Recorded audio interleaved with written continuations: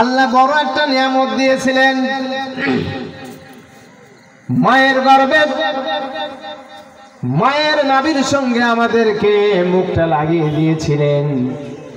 আল্লাহ রব্বুল আলামিন নিয়ামত দিয়েছিলেন, আমরা সেখানে খাদ্য গ্রহণ করেছি। কথা ঠিক কিনা বলুন?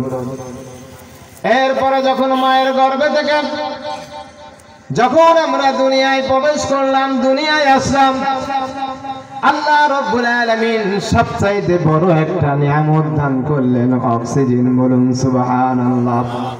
এই অক্সিজেনটা দেওয়ার সঙ্গে সঙ্গে আমি কেঁদে উঠেছি। কথা ঠিক কিনা বলুন? কথা বলেন। অক্সিজেনের কি অভাব আমরা 2-4 বছর আগে একটু দেখতে পেরেছি। কথা ঠিক কিনা বলুন? আমাদের দেশে করোনা এসেছিল কিনা? অক্সিজেনের জন্য অনেক মানুষ মারা গিয়েছে। কথা ঠিক কিনা? অক্সিজেন ছাড়া মানুষ বাঁচতে পারে না। অক্সিজেন নামক বস্তু যেদিন দেহ থেকে বেরিয়ে যায়, সেদিন ওই মানুষ হয়ে যায় লাশ। কথা ঠিক কিনা? আল্লাহর বড় নিয়ামত, আল্লাহ আমাদের অক্সিজেন দিয়েছেন। অক্সিজেন গ্রহণ করার সঙ্গে সঙ্গে আমি কেঁদে উঠেছিলাম। আল্লাহ রব্বুল আলামিন এরকম একটি নিয়ামত আমার জন্য দান করেছিল।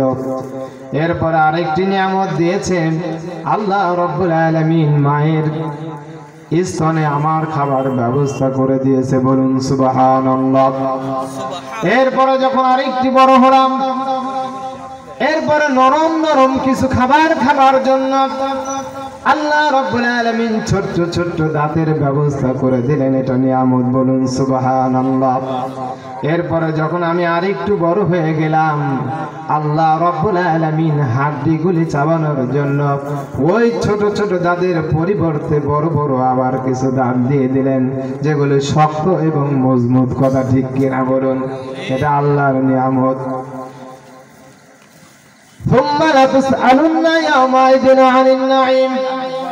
আল্লাহ রব্বুল আলামিন কাল কঠিন কিয়ামতের দিনে আমাদের সমস্ত মানুষদেরকে নিয়ামত সম্পর্কে জিজ্ঞাসিত করবে। বলুন সুবহানাল্লাহ। নিয়ামত সম্পর্কে ইবনে কাসিরের মধ্যে আসছে, বিশ্বনবী মুহাম্মদুর রাসূলুল্লাহ সাল্লাল্লাহু আলাইহি ওয়াসাল্লাম ঘর থেকে বের হলেন।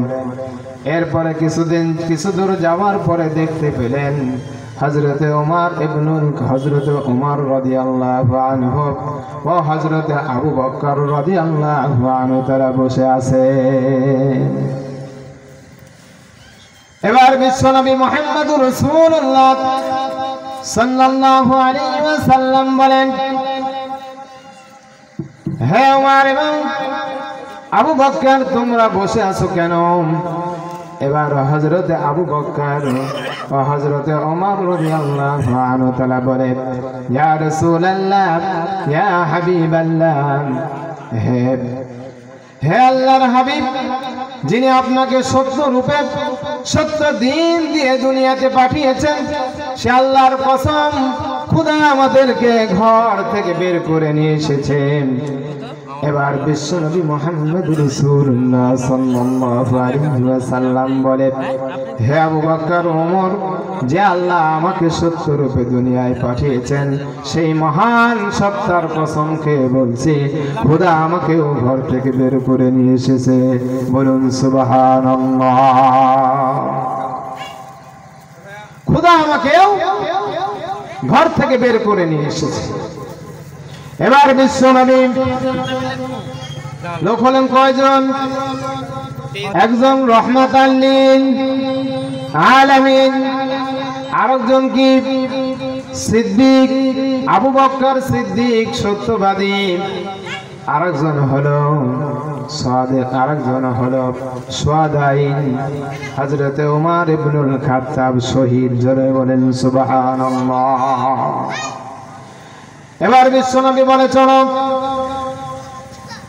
এবার বিশ্বনবীর সঙ্গে সঙ্গে হযরতে আবু বকর ও ওমর রাদিয়াল্লাহু আনহু তাআলা রওনা হয়ে গেলেন। এবার কিছু দূর যাওয়ার পরে একজন আনসারী সাহাবার বাড়িতে বলে গেলেন, সাহাবা আনসারীর বাড়িতে গিয়ে এবার সালাম দিলেন। ভিতর থেকে কোনো কথা আসে না। এবার একবার দুবার নয়, তিনবার সালাম দিলেন। তখন সালামের জবাব দিল। বিশ্বনবী বলে, এত দেরি করলে কেন সালামের জবাব দিতে? এবার ওই আনসারীর বউ বলে, যেটা তো আল্লাহর রহমত আর আল্লাহর বরকত যে আজকে এত বড় বড় তিনজন মানুষকে আমাদের বাড়িতে পেয়েছি, বলুন সুবহানাল্লাহ। এবার বিশ্বনবী জিজ্ঞাসা করেন, যে আনসারী সাহাবা কোথায়? এবার তার স্ত্রী বলেন, উনি আমাদের খাবারের জন্য ঠান্ডা পানির ব্যবস্থা করতে গিয়েছে। এবার কিছুক্ষণ পরে দেখা গেল সাহাবা আনসারী এবার পানি নিয়ে বাড়িতে আসলেন।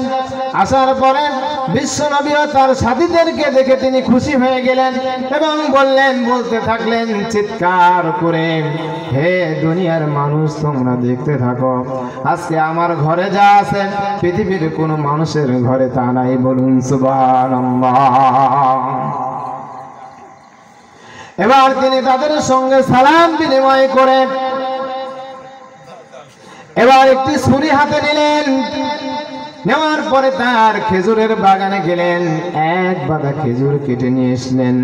নিয়ে আসার পরে এবার বিশ্বনবী এবং তার সাথীদেরকে খেতে দিলেন। বিশ্বনবী বলে, তোমার বাগান থেকে অল্প কিছু খেজুর ছিঁড়ে নিয়ে আসলেই তো পারতে। এবার সাহাবা আনসারী বলেন, ইয়া রাসূলুল্লাহ, ইয়া হাবিবাল্লাহ, আজকে আমি সবচাইতে বড় খুশি।